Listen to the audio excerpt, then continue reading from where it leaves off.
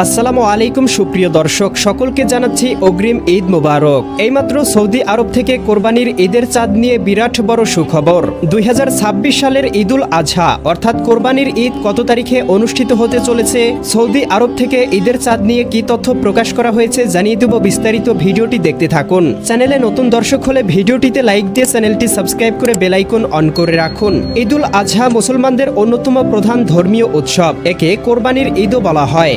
ইতিমধ্যেই বাংলাদেশ, সৌদি আরব সহ মধ্যপ্রাচ্যের দেশগুলোতে ঘোষণা করা হয়েছে ঈদের তারিখ। সৌদি আরবে 17 মে রবিবার সন্ধ্যায় জিলহজ মাসের চাঁদ দেখা গিয়েছে এবং 27 মে বুধবার পবিত্র ঈদুল আজহা বা কোরবানির ঈদ অনুষ্ঠিত হবে। এদিকে বাংলাদেশে 18 মে সোমবার 2026 সন্ধ্যায় জিলহজ মাসের চাঁদ দেখা গিয়েছে এবং বাংলাদেশ ইসলামিক ফাউন্ডেশনের চাঁদ দেখা কমিটির ঘোষণা অনুযায়ী আগামী 28 মে বৃহস্পতিবার দেশ জুড়ে পবিত্র ঈদুল আজহা অনুষ্ঠিত হবে। ইতিমধ্যেই সৌদি আরব, ভারত, পাকিস্তান, বাংলাদেশ সহ বিশ্বের সবগুলো দেশেই চূড়ান্তভাবে ঈদের তারিখ নির্ধারণ করা হয়েছে।